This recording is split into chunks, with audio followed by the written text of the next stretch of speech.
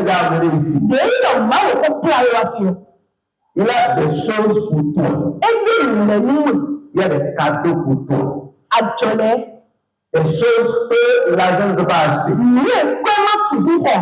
Des choses que ta force ne peut pas acheter. Il y a ces choses pour toi. Amen. Amen. Il y a des choses que tu as tant cherché. Et tu n'as pas trouvé. Il a ça pour toi ce matin. On appelle Dieu la source de toute richesse. Celui qui répond à des prières. Il a dit dans Somme 50, si j'ai fait, vous le direz, non.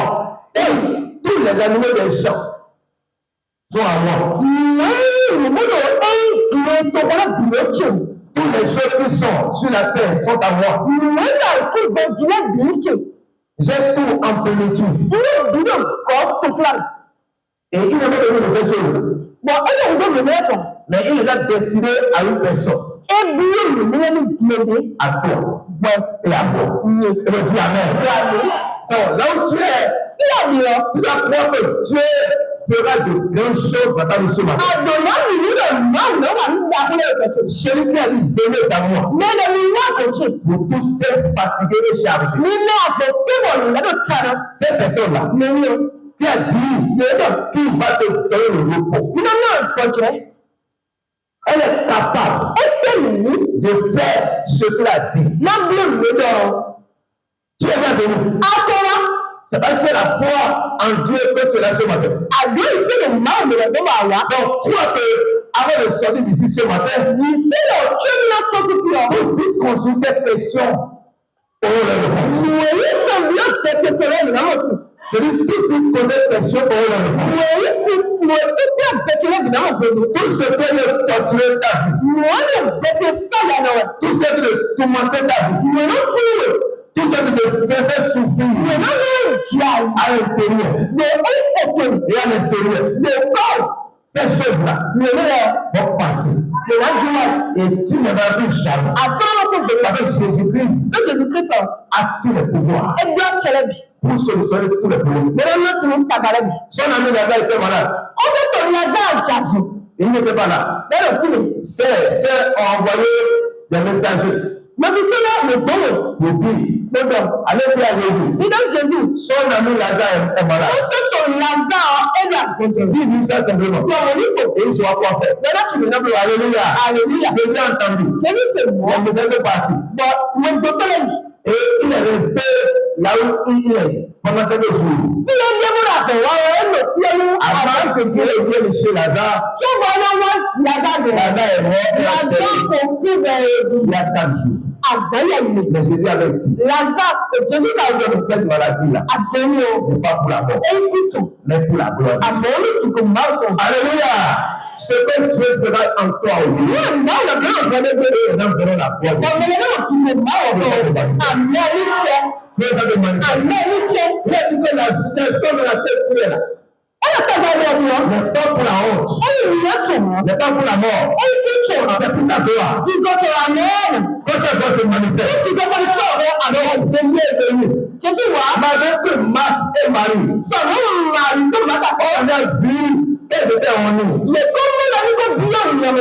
seul frère qu'ils ont, il est mort. Mais il ne peut d'espoir. Et en ce temps, les femmes sont marginalisées. Alléluia. Les femmes sont marginalisées dans la société. Si tu n'as pas d'homme, les femmes n'ont pas le pouvoir. Lazare est mort. Marthe et Marie, c'était fini. Mais cela fini.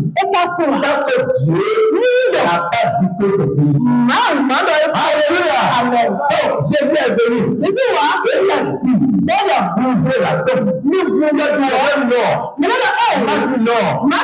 J'ai dit, il est mort. Il est 3 jours. Et bien, il sait déjà. J'ai dit à Marthe. C'est tout à l'heure, Marthe. Ne t'es pas dit. Si tu crois. Tu vas l'avoir de Dieu. Alléluia. C'est comme ça qu'on a posé la pierre. Et Jésus a prié. Lazare. La route. Le mort est sauvé. Encore le frère.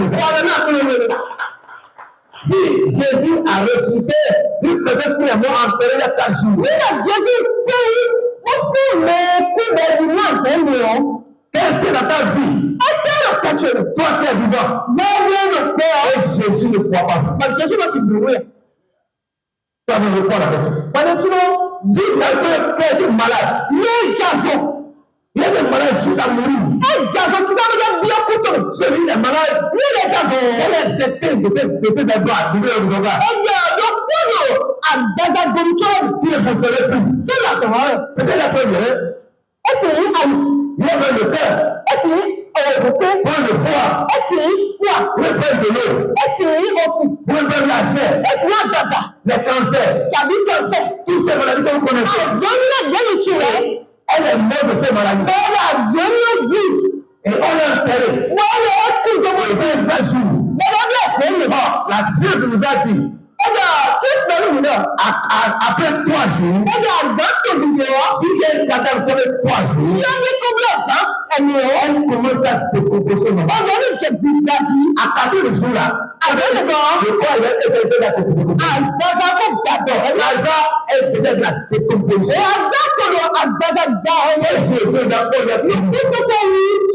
Tout ce qui est en lieu d'aboulir. Son ami Jésus. Il a dit Lazare, je viens de toi. Il a dit que sors et Lazare t'a vu. Il a marché pour il était en position. Donc, il y a une situation que tu peux amener devant Dieu. Tu ne crois pas ce jour. Ce matin, on décrit avec le nom de Jésus. Parce que tu as la foi. Tout ce qui est sur ta vie. Sois changé.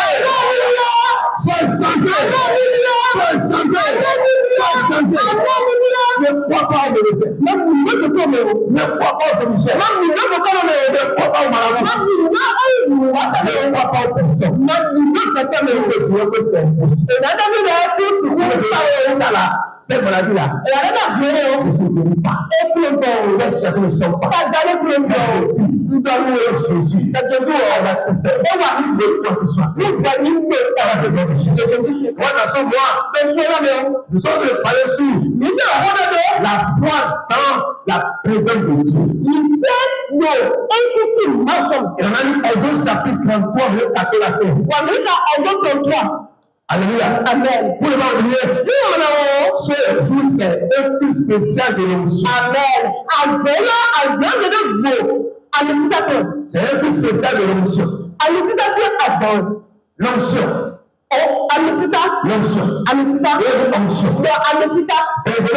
Alléluia. Mais ici, nous avons la foi dans la présence de Dieu. Dans Hébreux chapitre 11, verset 6. Il y a des plus. Sans la foi, il est impossible de nous être agréable. Sans la foi, il ne peut pas être agréable à Dieu. Et le verset continue dit, car il faut que celui qui s'approche de Dieu, croit que Dieu existe. Et il est le rémunérateur de ceux qui le cherchent. Donc, quand tu es venu maintenant, tu vas croire que Dieu existe. Les personnes qui ont pu Amen. Dieu est plus réel que toi et moi. Il nous connaît. Parce qu'il nous a créé, il est plus réel que nous. Non, tu dois t'approcher de lui. foi dans la foi. Mais il sait même qu'il est là maintenant. La foi dans la présence de Dieu. Tu crois que Dieu existe. Il est là maintenant. Le miracle. Toute personne qui a ressenti la présence de Dieu. Il a ressenti la puissance de sa présence. Tu ne sentiras pas. Il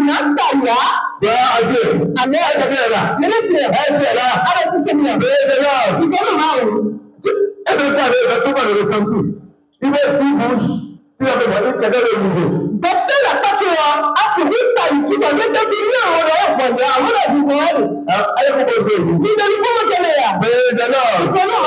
Alléluia. Et tu es là. Et tu es là.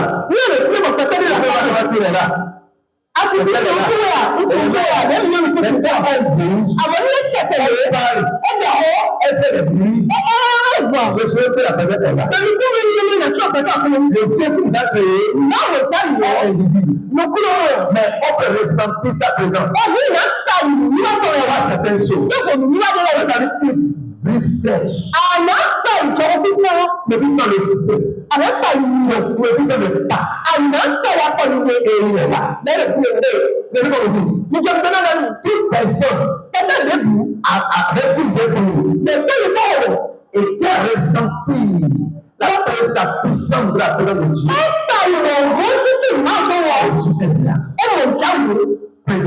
Alléluia. J'ai senti une brise fraîche dans ma vie.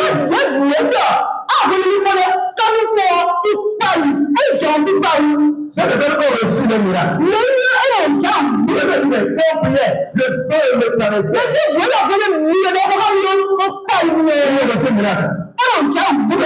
À quand on priait, quand j'ai écouté la parole,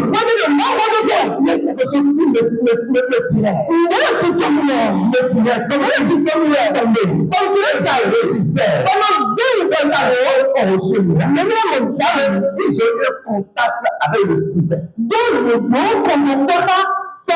Alléluia. Ils ont eu contact avec quoi? Avec le Tibet. Dieu fait le cerveau. Que c'est visible. Amen. Tu veux le faire le voir comme ça. Mais tu ressens sa puissance. Quand tu ressens la puissance, on appelle la question à la femme de Dieu.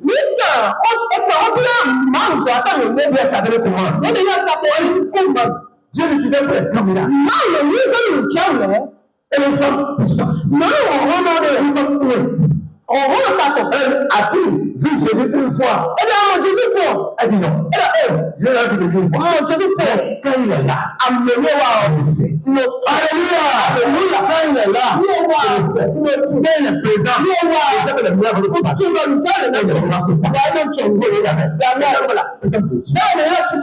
Dieu avec toi.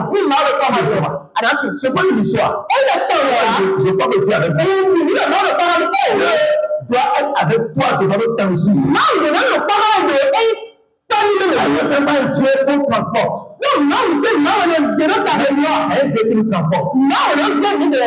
Alléluia. Même Dieu qui n'était pas en face à donner devant Dieu, il n'a pas.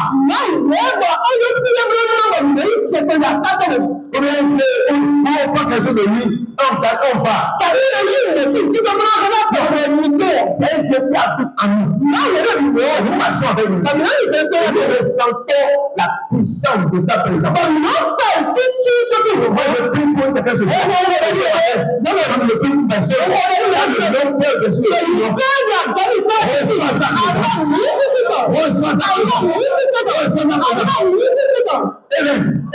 Tu vas chercher à raconter le Seigneur.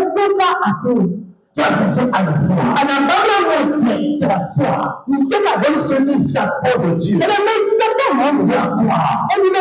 existe d'abord.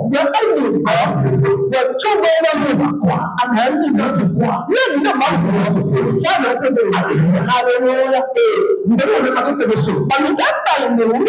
Quand Dieu est présent, il y a la puissance qui se manifeste. Et c'est cette puissance qui questions.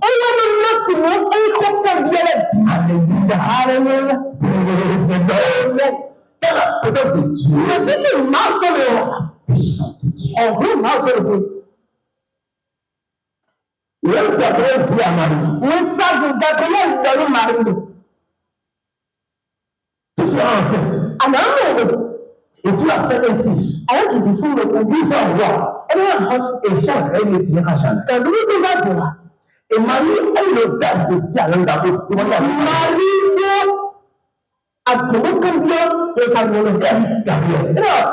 comment cela se fera-t-il?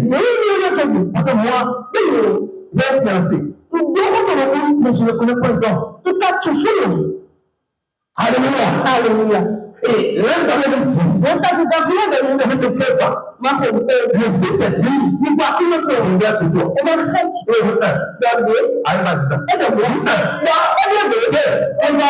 La puissance du Père. Quand le feu de Dieu sur toi,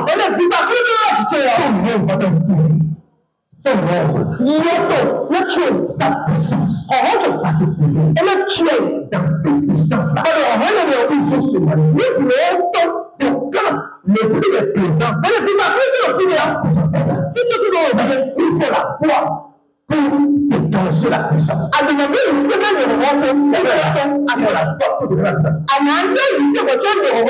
Dans le Seigneur,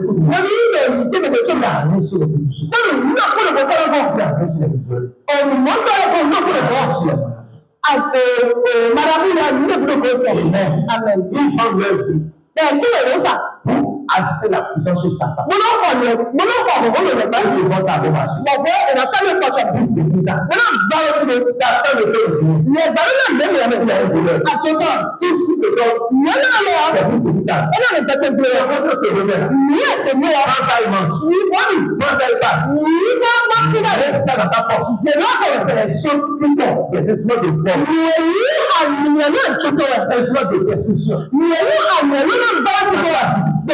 la vraie puissance, la vraie puissance, la réponse, avec Jésus. Et comme tu es venu enfant de Dieu, que tu es d'accord de Dieu, nous sommes déjà dans le Père. Nous sommes déjà dans la puissance. Entre les puissances, c'est de la puissance. Entre les puissances, c'est déjà dans le Père. Entre les puissances, c'est la porte de Dieu. C'est la porte de Dieu. Entre les puissances, c'est ce que tu veux. C'est choisi. De vous montrer comment vous allez faire. Même si vous êtes chrétien, c'est la puissance de Dieu. La solution soit votre attaque. C'est vrai, là. Quand tu as fait tel chrétien, la puissance de la parole de Dieu,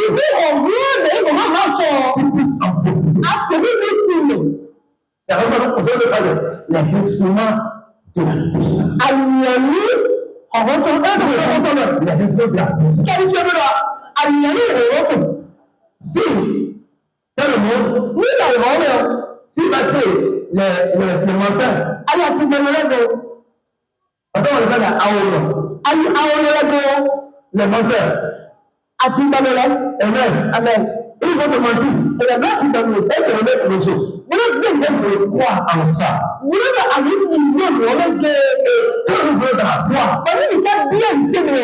Et vous allez reçu Jésus-Christ. Si on ne donne pas quelque chose, beaucoup n'arrivent pas à croire. Il faut en Jésus. Quand il y a des problèmes, on va penser à l'autre côté. Ne pense plus à l'autre côté.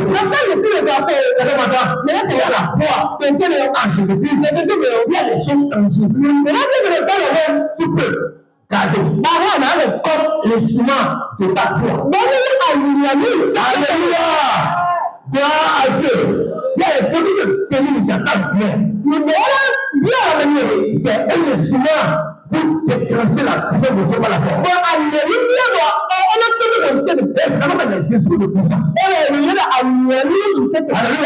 Par le fait,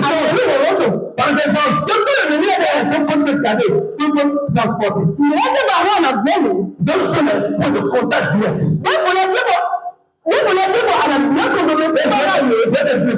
Láti lè lè wá adé. Ó pàtàkì pé tí a rà. Pàtàkì ní àbò. Ó pàtàkì ní àbò. Énergie dènà. Énergie dènà kò wọ́n dènà. Ìyá rẹ̀ ti sẹ́sẹ̀ lẹ́yìn pé énergie dènà. Bẹ́ẹ̀ ni ẹ̀rọ tàbí. Mais tu as ça dans la cause. Àtàlẹ́ náà kò tẹ̀lé. Pourquoi? Et puis tu as fait il y a des choses qui sont pas contact avec batterie. Mais le contact est dans la batterie. Et cette batterie là, il y a un de garder l'énergie. Pendant un temps. C'est bon, non? Amen. Par contre, il y a des choses qu'on prend directement à la source d'énergie. C'est la poule. Un peu de à la source. Elle est allumée là maintenant. Elle est connectée directement à toi. C'est les deux posés. On a parlé premièrement de l'imposition des mains. L'imposition des mains est un moyen de transfert de puissance. Alléluia. Avec la foi. Mais c'est le oui avec la puissance. Il y a avec celui qui a la puissance. Il met le pasteur. Il c'est le de Dieu. Il va faire le de Dieu devant toi. Non, c'est là du côté. Tu vas se dire. Oui, côté. Il faut ton problème. On a 20 ans de problème. Alors, on a dit que tu poses les mains. C'est ça, ça nous a. C'est que tu as mis. Moi, je l'ai dit en toi. On a bien remis cette puissance. On apprend la solution. Alléluia. Praise the Lord. C'est pourquoi on dit qu'on amène les enfants à Jésus pour nous prier pour eux. On a fait et voilà. Et dès la première année de Jésus, nous Jésus nous connaissons. Je vais pour les mains. Mais on doit aller. On doit nous dire tout ce que je mets en œuvre. Il doit le voir à elle. Oui, le nom, il doit bien le dire. La mère, Paul a posé la main sur ce qui est malade. Il a été béni. Révérence. Jésus, pour sa mère sur cette femme. Je veux voir à l'étonnant le monde qui, dans Luc chapitre 13. Dans Luc chapitre 13. Elle est dit à 12. Elle est dit à 12. La femme qui a été un film pendant 12 la puissance de Dieu a brisé le jour. C'est ça qu'on appelle l'imposition de Dieu. Et on transfère la puissance par ton moyen. Et maintenant, on va mettre comme moyen de faire des choses. On va pour le ministère. Non, pour les affaires. Pour la guérison. Pour la prospérité. Le Père dit qu'on prie pour toi. Non, on est pour les mains. Et ça, Amen. C'est un esprit de puissance. La deuxième esprit de puissance. Le manteau du prophète. Le manteau de loin. Le manteau de loin. Dans Actes chapitre 9, la Bible dit Paul faisait de miracles extraordinaires. Dieu faisait extraordinaire. Jésus ne fait les œuvres étaient sur Paul, leur mouchoir. Et il avait le mouchoir. Et Paul le touche. Il est maintenant de Paul.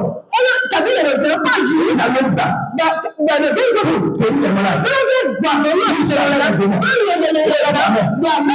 La puissance de Paul a c'est la puissance de Dieu.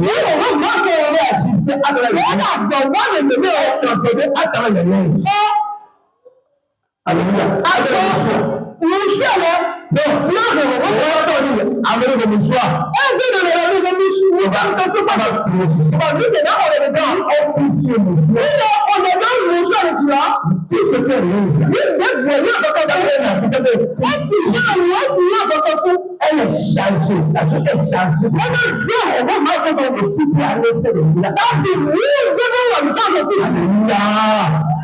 Alléluia. Une femme un jour, elle était avec le pied. Elle est dans le camp de la rédemption. Quand rédemption ton Dieu va lever. Donc, après le bon, on a dit, on a appelé. Et bien, oui, madame, vous êtes la mort de Dieu parce que vous êtes oui, maman, me dit, tu es là, elle dit, ta fille, elle est là. Tu es de tout le monde, elle a accouché. Et tu dis, Elle fait jour. Et tu vois, mais elle est morte. Amen. Et les enfants sont morts. Alléluia. Qui donne mal, elle a dit, ne les bougez pas. Elle a dit, ne les bougez pas. Mais madame, juste à ce que je dis. D'accord, on est d'accord. Et donc, madame, elle dit, je me laisse. Elle a pris son manteau. Elle a pris son manteau. Et je ne pas plus. Ne pas le elle est partie. Elle est là.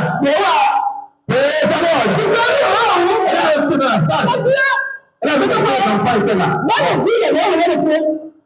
Elle a ouvert la bouche. Elle a versé de d'onction. Quelle est l'attendue?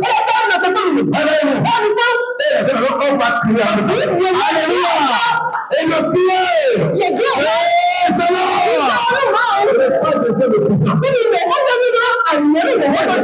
Qui a reçu le monde? I want to go elle a ouvert le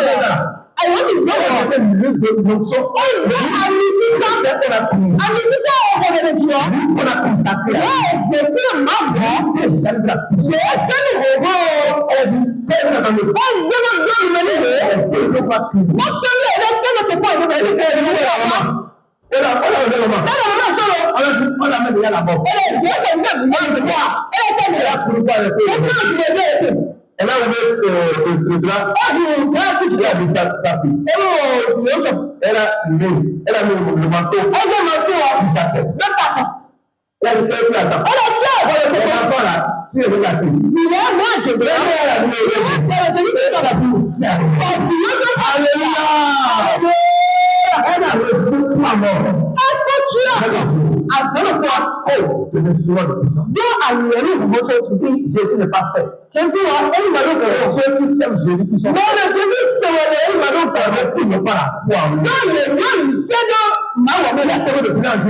Si vous devez te connecter, de penser à toi et avoir ta vie.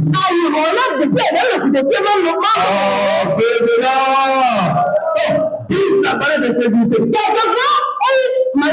Croire en Jésus. Quand tu veux Jésus, bien puissant en Jésus. L'imposition de l'air. Le manteau. Encore, font partie des instruments. Il y a une pour Amen. Ils vont dire Amen. Donc, je vais venir et je vais parler sur l'onction. Et parler sur le nom de Dieu. Bon, on va parler de la semaine. Et on va parler de la Sainte-Seine. On va parler de la saison du sang.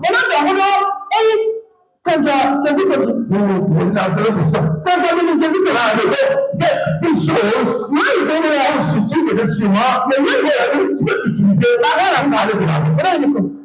On est le premier pour faire des choses. On est le premier pour faire des choses. On ne s'aime pas. Il agit seulement. On est pour le faire le bien. Amen. Mais ce point de l'onction, c'est l'huile de l'huile sur la tête qu'on a tenue. Au lieu de dire toute chose qu'on a présenté à Dieu, à une divinité, n'est plus naturelle. Donc ça devient la propriété de cette divinité.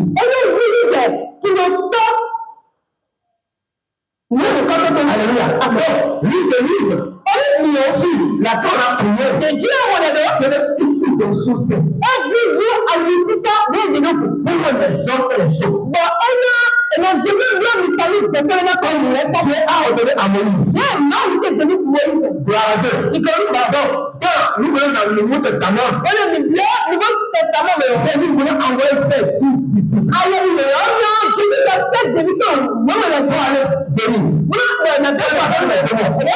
On apporte la solution. Pour les hommes, il a donné de l'huile. Il a prié. Dans Marc chapitre 6. Marc 6, verset 13. Il veut dire Marc 6, verset 13. Je vais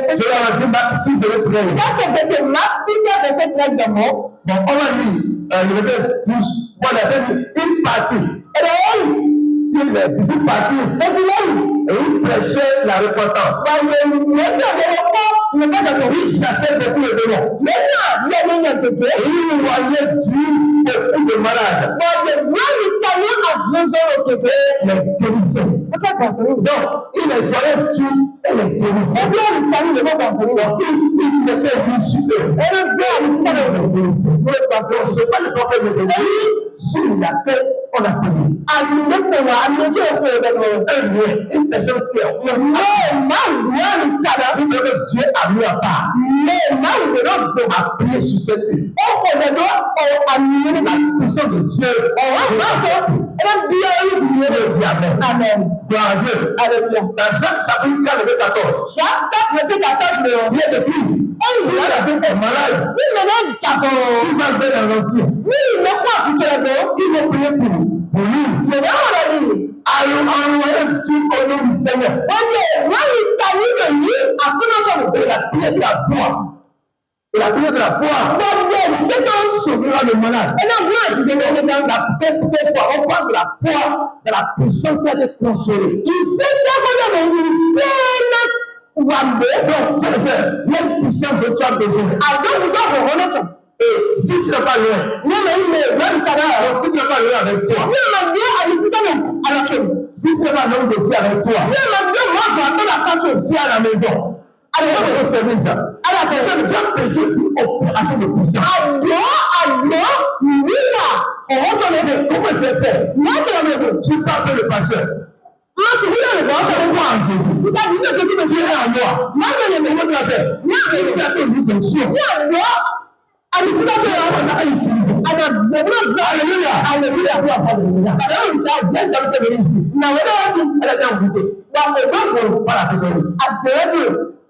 On a fait le coup d'onction.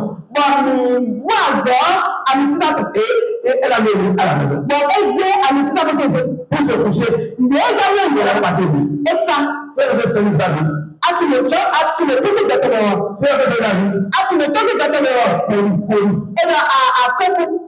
Les pollutions sont de son corps.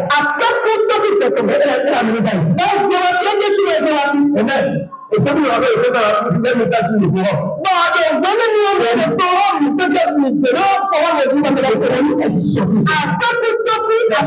On envoie ta secours.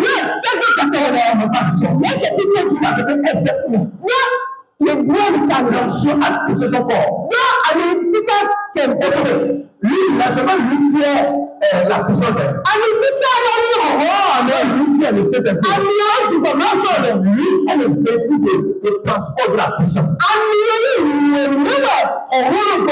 Donc, je prends le cas de David. De Saül. Les deux là. Alors, un Samuel 10. Et un Samuel 16. Le 16, on va donner 13. On dit Samuel pour la culture. Et il a eu David. David a eu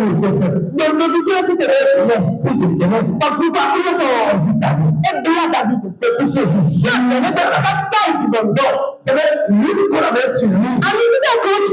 Le point de contact. Avec la puissance. Donc, quand on peut dire, un chemin pour la puissance de Dieu sur ta vie. Le temps continue. Continue avec la puissance. Et puis, Seigneur, secours-moi. La puissance de Dieu. On a pris le temps.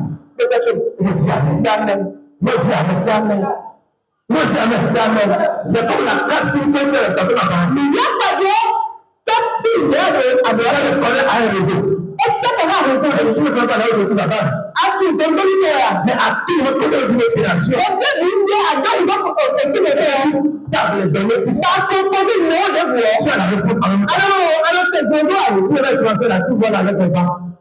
C'est le seul qui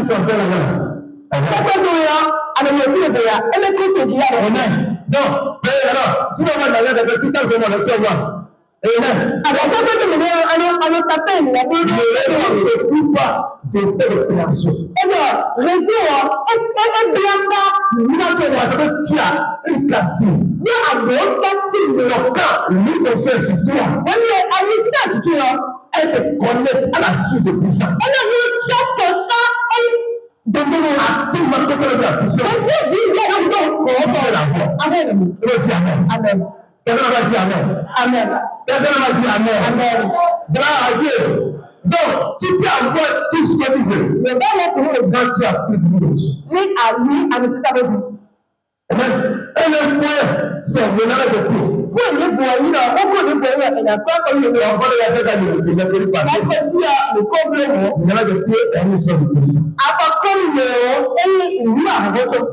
Jean chapitre 13.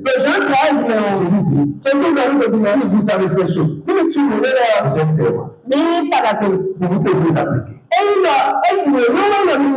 Quand on te donne le pied, tu deviens entièrement pur.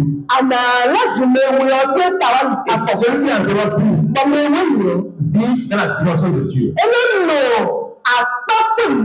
Donc, tout ce que tu veux, nous soit accordé. Alléluia. Je lui dis, si je te donne, quand tes pieds sont lavés, à la maison.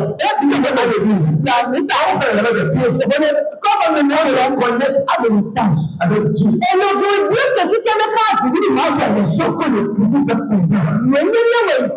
Alléluia. Dans le monde des gens, Satan est un facilitateur. Satan n'a pas quelque chose. Ce qui a dit Dieu fait. Dieu fait avec les enfants. Alléluia. Avec toi, le chrétien, il est sorti. Et avec quelque part. Pour aller une affaire. Un rendez-vous. Ce que tu as fait pour s'assurer. Il y a tout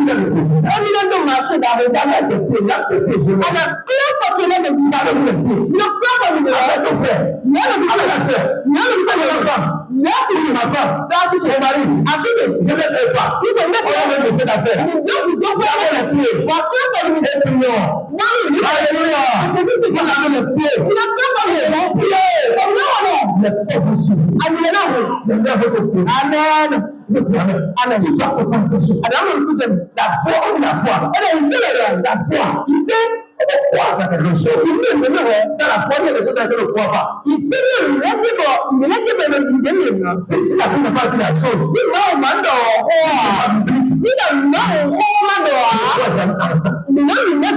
ça va t'amener dans le ciel. Je dois parler de la avec des signes. Pour les connecter à tout ce qui a. Et va mettre seulement à de bouche. Une bouche qui marche sur les pieds.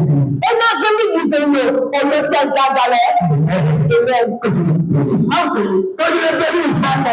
Même chose, c'est la sincère.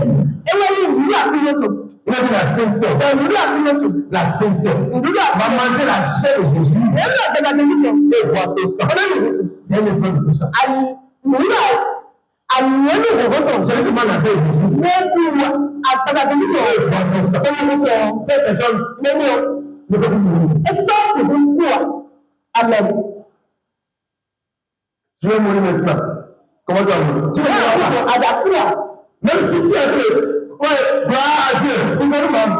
Ouais, si vous êtes pentecôtiste là. Donc, tu as reçu le don de cet esprit. C'est la dogmatique là. Mais nous faisons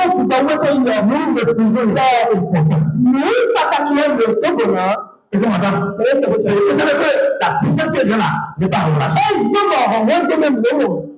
Je vois les catholiques. Quand on dit que le corps de Jésus est là, on sait que c'est le corps. Et on transporte le corps avec le respect. tu es la femme, c'est le corps de Jésus. Mais comme Jésus est le corps, alléluia. Si vous êtes malade, le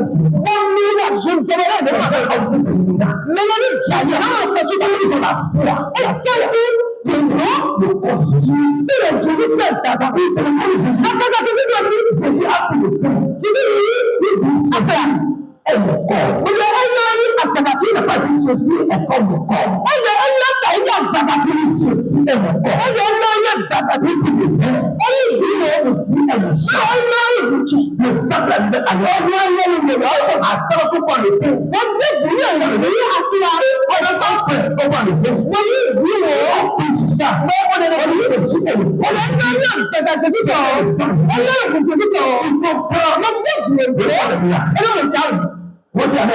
Donc, si tu as la solution, nous devons chercher. Quand est-ce qu'on fait cette chose-là? Alléluia. Elle avait dit tous les mercredis. Tous les mercredis, vous pouvez la cesser. Non, nous avons notre équipe de moi. Dimanche, nous comptons sur le point de sur le temps de la Alléluia. Nous voulons que ça soit établi de nous. Dans les livres, le droit là que nous et si le temps ne va pas, Marie le d'abord, elle est établie. Elle est combien? Elle est établie. C'est combien? Donc, tu dois demander à chaque école le sang. Si tu sais que Jésus ne va pas, lui tu le demandes, dans Jean chapitre 6. De Jean 6, si vous regardez 53, je vous connais 53. Jésus dit, celui qui ne va pas marcher. Jésus donne le nom d'abord. Comment il dit là? N'a pas la vie en lui-même. Et donc, alléluia. N'a pas la vie en lui-même. Et donc, je protège celui qui m'a marché. Même la prédation. Et comme le sang, à la vie en lui-même. Et donc, la vie éternelle. C'est pas ta forme d'esprit. Et il doit se donner à ton corps. À ma prédation, dis dans mon corps. Celui qui fait la douleur, il doit savoir que quelque chose est mourir dans son corps. Maintenant, comment tu as fait que cette partie-là reçoit la vie? En tant que chrétien, il sait pas manger la chair de Jésus. Il va pas la chair de Jésus.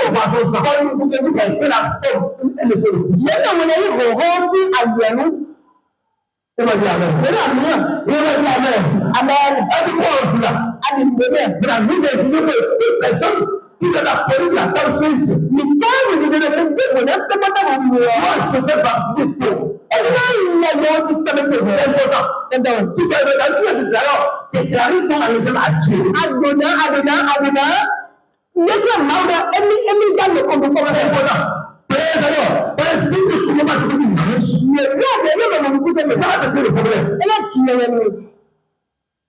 mais quand tu comprends, quand c'est le corps de Jésus, et le sang de Jésus, et on mange, la foi, les milliards de sous. Les mots vont manger. Et Abraham a mangé.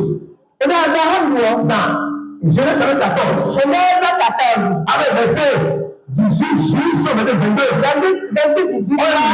C'était Abraham, le père de Abraham. C'était énorme. Après un peu Abraham vécut encore 100 ans. Abraham ne bénéficie que tu ne mourras pas de toi. Amen à la croix du dia. Tu ne mourras pas de toi. Amen à la croix du dia. Ceux qui s'apportent la table sainte. Mais c'est pas dans mon mur. De la meilleure manière. Donc, à ne pas date de mur. Ne pas précaution. Amen le croix du dia. Tout ce qui est moi en toi. Ne plus le redonner à la. Et là, c'est un effet de puissance. Amen en votre. C'est une nouvelle puissance. Alléluia, on va te dire à côté de nous, à partir de ta table. À dans cette moment de votre vie, tu vas avoir le pain de vie. À la même fois, et à chaque fois, on peut être nous, tu te vois, et comment dire la seule chose. Dans la même façon, on va te dire. Amen. Elle veut m'entendre. L'instruction que j'ai reçue, la dernière instruction que j'ai reçue de Dieu par rapport à la princesse. Oh, quand on ne peut pas te donner le mago, tu vas à la table. Il y a un autre semaine.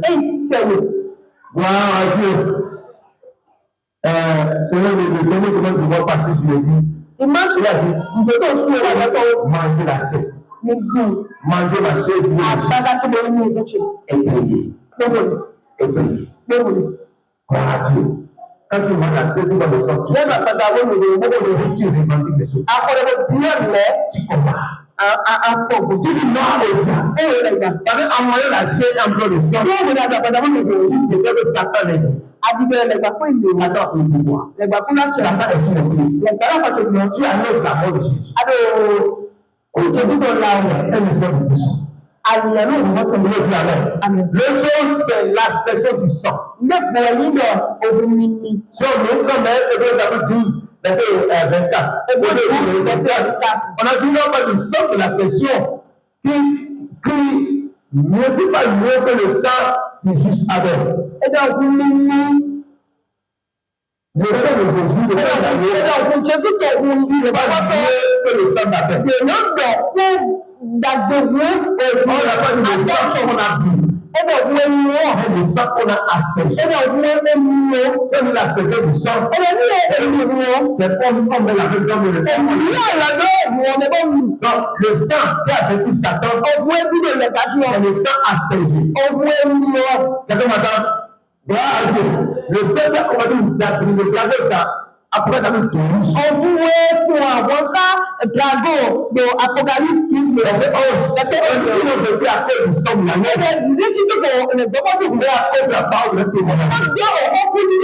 C'est pas l'action, c'est pas ce qu'on a vu.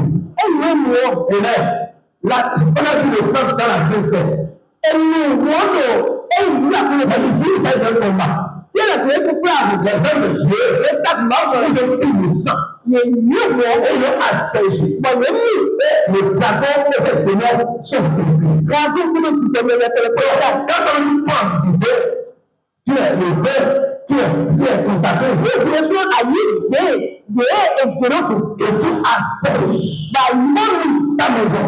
Non, pas que les affaires. Non, que la vie. La mort seulement de Dieu. Amen. Amen. Et c'est ce que tu as fait en Égypte. Il dit, moi, il prend le sang. Asperge le linteau. Dans Exode 12. Il a aspergé les potes et les monteurs.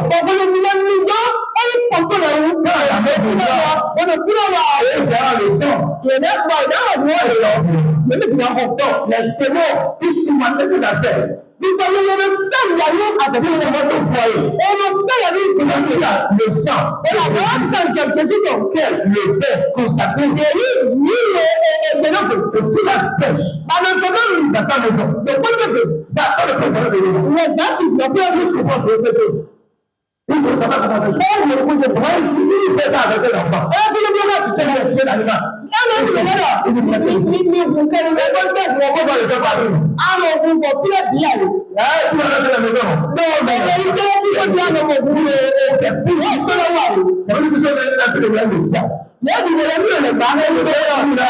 Les balles ne pas du sang de la gueule.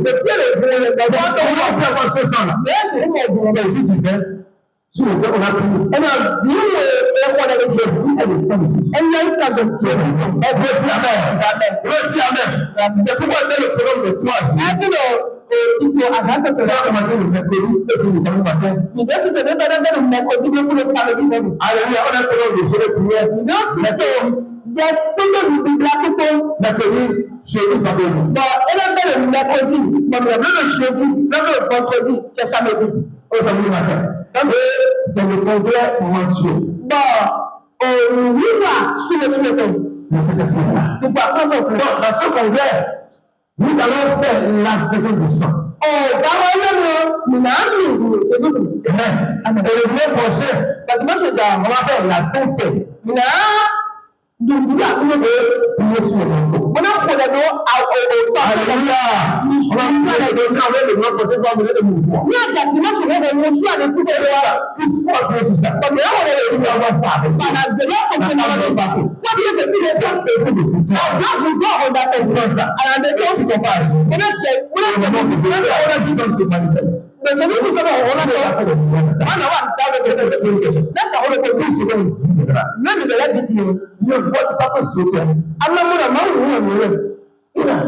quand tu vas encore chercher le corps, la foi de ce que Dieu a dit. On a parlé de on a quelques jours. On n'a pas de manière de dire. Oui, bien, et à la salle, vous avez d'abord à copie cordi, et à la salle, vous avez dit, là, la chicken, On fait comme ça. bon, il a 5 minutes à la fin. Bien, Dani, Et quand on va plus se tenir, bon, là, il y avait un incident de l'émission, mais non, on est déjà allé à la maison. À la veille de tout. Je l'ai voir, Charles. bon, pour la télé, nous sommes, Nous, on est venu, les femmes qui est au milieu de nous, mais moi, le petit, et son mari, pas de petit. à ce que le groupe s'est dit, Dans la maison, le fait que vous avez le verre, et dans la maison, il y a plus de verre. alors, à ce que le groupe Il a dit des photos partout dans la maison. oh, vous aussi, vous l'êtes, Ils ont l'occasion. il n'est pas avoir la Il y a quelque chose là. Et vous m'avez dit qu'il fait ça, il tue pigeon sur ça.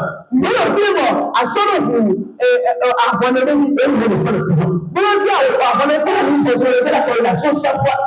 Elle grandit. d'accord, on vous abonnez-vous, le dit pour Mais si elle veut le sang, elle va faire ça. comment vous voulez pour le dire, vous dites, Maintenant, la femme demande le maïka de vous. bon, il ne veut pas faire, à ce que On a fait tout. bon, et on va nous Un dire, jour, c'est le point. on a fait un peu de la famille.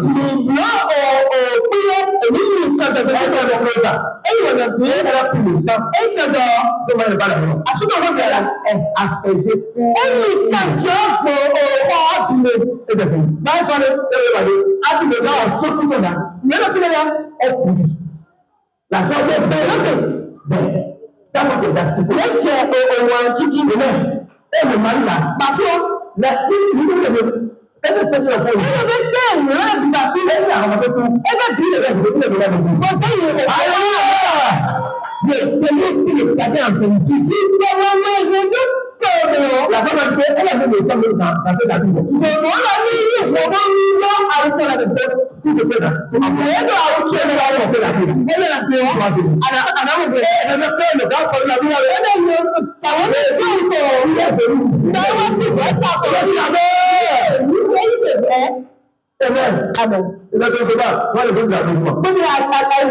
C'est dans Jésus qui a le fait.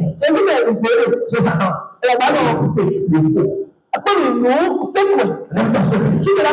Dis Seigneur, ce matin, on t'a supplié. Avec le plateau, les pages, je te disais, ce matin, je veux partir de la puissance. Donc, on a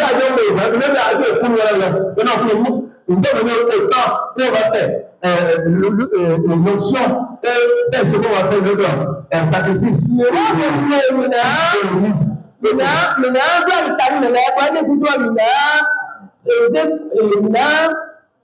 On va faire notre sacrifice. Pour ce qu'on veut. Je crois dans ta présence.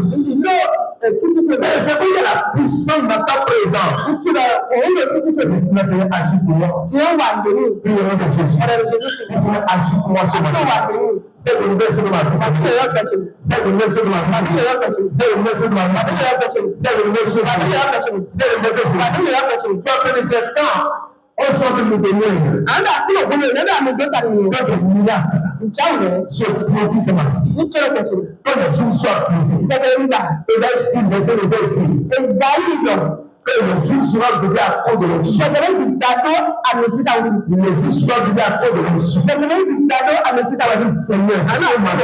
Seigneur, je t'en supplie. Quel est le jour d'endettement? Le jour de pauvreté. Le jour de maladie. Le jour d'obscénité. Le jour de manque à moi. Quels sont les esprits? Seigneur, quand on me ce matin, t'as pris ma comme chef. Dominateur. Salut. T'as pris chef du peuple d'Israël. Seigneur, ce matin, pas de l'option. T'as pris moi comme ça. T'as pas de mon commun d'affaires. T'as pris moi Jésus. T'as pris moi Jésus. T'as pris moi Jésus. Shikabara kanta yamantele bochiyan. Uzabra kataya broke tema kuzeman. Ikataya broke toshiyan kanta. Izazezezezeze. Muna brena shite manoto. Mando robo siyane kanta ya. Ole bekato yana zete yana santa. Ala kataya broke to. Lorsqu'on prie les jours. Oh, Seigneur, ce matin. Vous soyez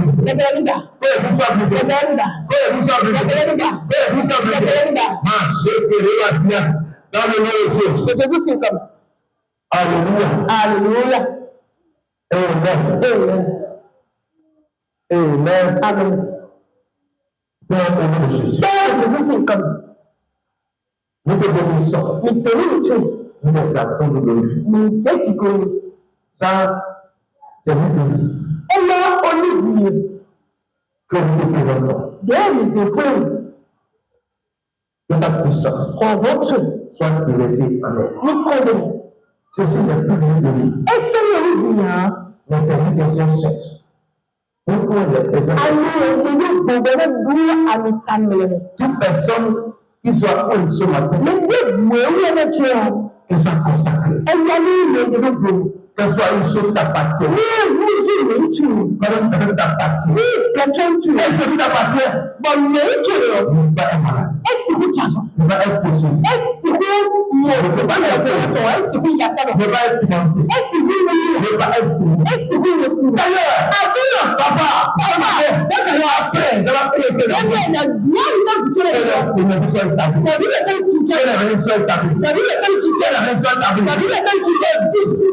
de toi. Je manifeste que les hommes soient liés, que les malades soient guéris, que les vies soient brisées, que les malades soient ôtés. Merci. Je donne ton nom, que tu as. Si tu as dit, tu peux un progrès. Maman, ta chine, quelques mois, toujours, ma mère, chia, ma mère. Oh Seigneur, peut-être nous disons en haut. Au nom de Jésus. Au nom de Jésus. Que cette soit chargée ta puissance. Que la nuit est si c'est le Père.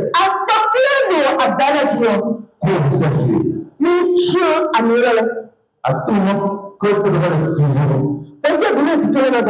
Qui est la victoire. Dans le nom de Jésus. Amen. Amen.